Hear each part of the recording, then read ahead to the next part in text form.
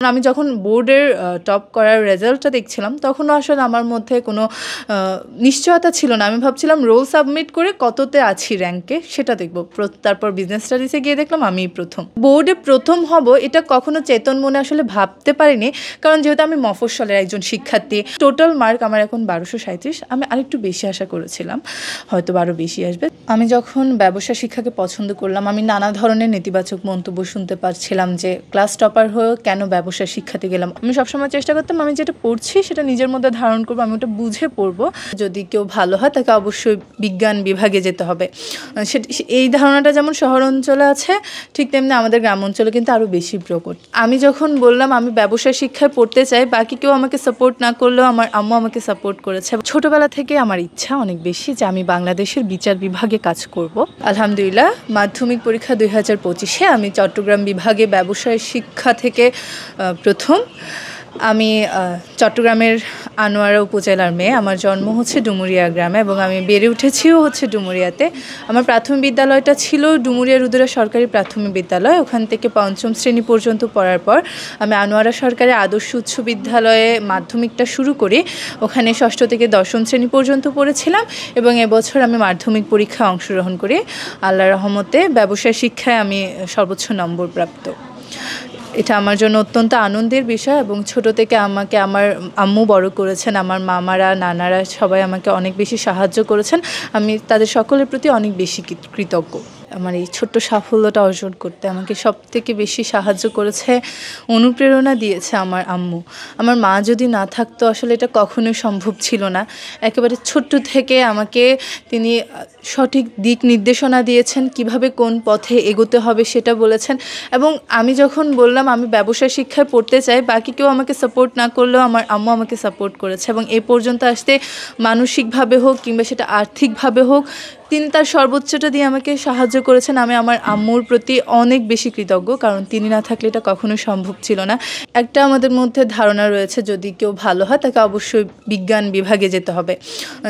এই ধারণাটা যেমন শহর অঞ্চলে আছে, ঠিক তেমনি আমাদের গ্রাম অঞ্চলে কিন্তু আরও বেশি প্রকট। তো আমি যখন 9ম শ্রেণীতে উঠলাম তখন আমার যেহেতু আমার সামনে অপশন ছিল আমি কি বিজ্ঞানে যাব নাকি ব্যবসা শিক্ষাতে যাব, যেহেতু আমাদের স্কুলে মানবিক নেই।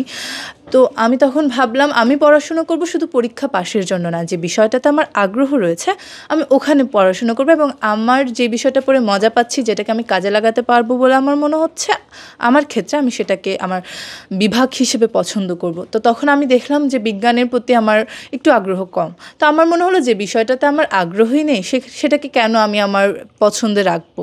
তো সেক্ষেত্রে আমি যেহেতু আমার কাছে দ্বিতীয় অপশন হিসেবে ব্যবসায় শিক্ষা ছিল এবং আমি দেখলাম ওটাতে বিজ্ঞানের তুলনায় আমার আগ্রহ বেশি, তো তখন আমি ব্যবসায় শিক্ষাকেই পছন্দ করলাম এবং আম্মু আমাকে বলেছে তোমার যেটা পড়তে পছন্দ তুমি সেটাই করতে পারো, আমি কখনো তোমার উপর কিছু চাপিয়ে দিব না। যদিও চারপাশে সবাই বলেছিল যে ব্যবসায় শিক্ষা থেকে আসলে কিছু হবে না, অনেক বেশি টাফ হবে, যে A+ পাওয়াটাও, GPA 5ও হয়তো পাবে না তুমি।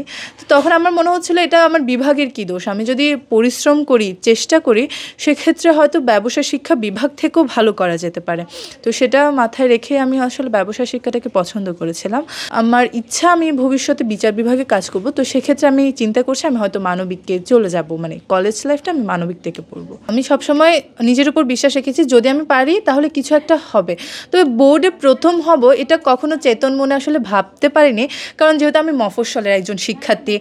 শহরাঞ্চলে যেমনটা তারা অনেক বেশি সুযোগ সুবিধা পায় আমি ততটা পাইনি। তো সেক্ষেত্রে আমার মনে হচ্ছিল যে আমি হয়তো পারবো কি পারবো না। চেতন মনে আমাকে বলতো হয়তো আমি পারবো না, কিন্তু অবচেতন মন বারবার বলতো যে তোমাকে পারতে হবে।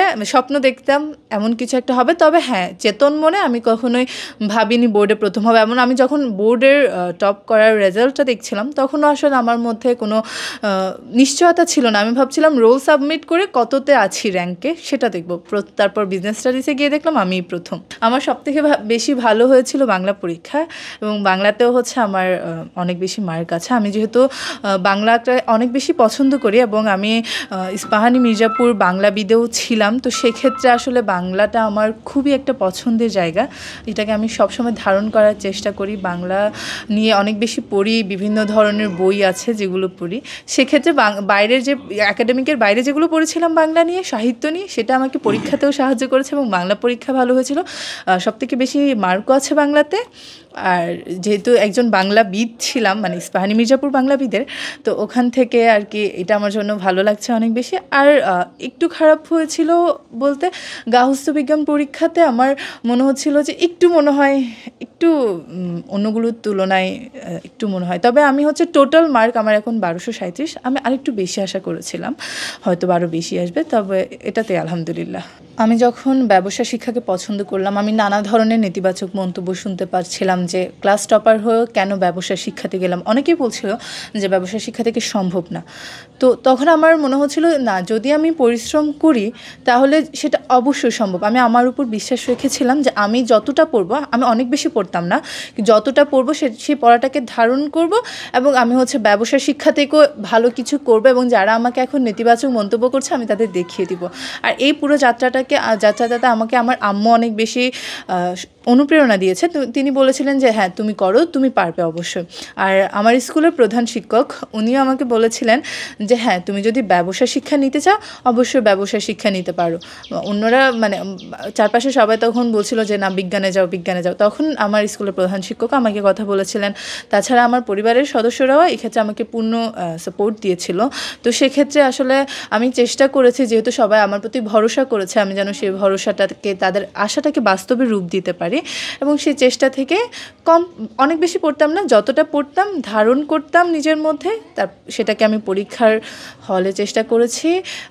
এখন আলহামদুলিল্লাহ একটা ভালো ফলাফল হয়েছে। যদি এতটাও না হতো তাহলেও আসলে আমার মধ্যে কোনো ধরনের অনুশোচনা থাকতো না। ছোটোবেলা থেকে আমার ইচ্ছা অনেক বেশি যে আমি বাংলাদেশের বিচার বিভাগে কাজ করব। তো আমার ইচ্ছা যেহেতু একটা আছে, বলতে গেলে ছোট্ট থেকে আমি সেই স্বপ্নটাই দেখছি। তো সেক্ষেত্রে আমি হয়তো মানবিকে চলে যাব, মানে কলেজের 2 বছর। তো মানবিকে যাওয়ার পর আমি ওখান থেকে একজন বিচারক হওয়ার জন্য যেদিকে এগোনো দরকার ওদিকে এগোনোর চেষ্টা করব। যদি আল্লাহ সহায় হন এবং আমার পরিশ্রম থাকে তাহলে হয়তো বা ইনশাআল্লাহ এটা সম্ভব হবে। আর যদিও বা এটা সম্ভব না হয়, এটা যদিও আমার প্যাশন, আসলে বলা তো যায় না কি হয় মানুষের জীবন কখন কোন দিকে। যদি এটা সম্ভব না হয়, যেহেতু আমি 2 বছর ব্যবসা শিক্ষাতে ছিলাম, আমি চেষ্টা করব একজন সফল উদ্যোক্তা হওয়ার জন্য, উদ্যোগ নিতে কিছু একটা, যাতে আমি আমার এবং দেশের দুটোতেই আমি কিছু একটা বেনিফিট দিতে পারি, সেটা চাইবো। অনেকেই বলে যে আমি সবসময় বইয়ের মধ্যে পড়েছিলাম, অনেক বেশি পড়াশোনা করতাম। আমার ক্ষেত্রে এটা ছিল না।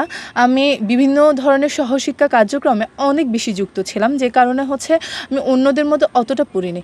আমি দেখা যেত বিভিন্ন প্রতিযোগিতাতে যেতাম, সেখানে প্রতিযোগিতা করতাম, তো বাসায় এসে সময় পেতাম না। তো আমি পরীক্ষার আগে হয়তো 3-4 ঘন্টা, খুব বেশি হলে 5 থেকে 6 ঘন্টা পড়তাম দৈনিক, এর বেশি আসলে কখনো পড়া হয়নি। তবে আমি চেষ্টা করতাম, আমি যেটাই পড়ছি সেটাকে, অনেকে আছে যে মুখস্থ করার যে বিষয়টা, আমি এটা কখনোই আসলে করিনি। আমি সবসময় চেষ্টা করতাম আমি যেটা পড়ছি সেটা নিজের মধ্যে ধারণ করবো, আমি ওটা বুঝে পড়বো। তারপর আর অনেক বেশি বই পড়তাম, বিভিন্ন জায়গায় যেহেতু যেতাম, অনেক মানুষের সাথে পরিচয় ছিল, তাদের দৃষ্টিভঙ্গি, তাদের মানসিকতা, দেশের মানুষ সম্পর্কে মোটামুটি একটু ধারণা ছিল, আর বই পড়তাম। তো সেক্ষেত্রে যেহেতু আমাদের আমরা সৃজনশীল পদ্ধতিতে পড়েছি, সেক্ষেত্রে আমাকে ওই বিষয়গুলো, সৃজনশীল প্রশ্নের সৃজনশীলতাটাকে ফুটিয়ে তুলতে অনেক বেশি সাহায্য করেছে। তবে আমার যারা জুনিয়র আছে, যারা হয়তো ব্যবসা শিক্ষাতে আছে, পরীক্ষা দিবে সামনে, তাদের জন্য আমার একটা এই পরামর্শ থাকবে যে তোমরা অনেক বেশি পড়তে হবে, সারাক্ষণ বইয়ের মধ্যে গুজে থাকা, অন্য কোনো কিছুতে না যাওয়া, বাইরে না যাওয়া, এমন আসলে করাটা আমি জানি না কতটা ঠিক হবে। আমি সবসময় বলবো আনন্দ করে পড়ো, যেটা পড়ছো সেটা বুঝে পড়ো। আর আমাদের তো ব্যবসা শিক্ষাতে অনেক বেশি অঙ্ক থাকে, ওইগুলো মজার সাথে করো। আমি যখন হিসাব বিজ্ঞানের কোনো অঙ্ক করতাম তখন মনে করতাম যে এটা আমারই ব্যবসা প্রতিষ্ঠান, আমি আমার ব্যবসা প্রতিষ্ঠানের লাভ লোকসান আমি হিসাব করছি। তো আমি বলবো হ্যাঁ এভাবে পড়ো, বুঝে পড়ো, যেটা পড়ছো ধারণ করো নিজের মধ্যে। অনেক বেশি না পড়েও সম্ভব, যেটা আমার ক্ষেত্রে হয়েছে। আমি অনেক বেশি পড়িনি, তবে যেটা পড়েছি ভালো করে পড়েছি।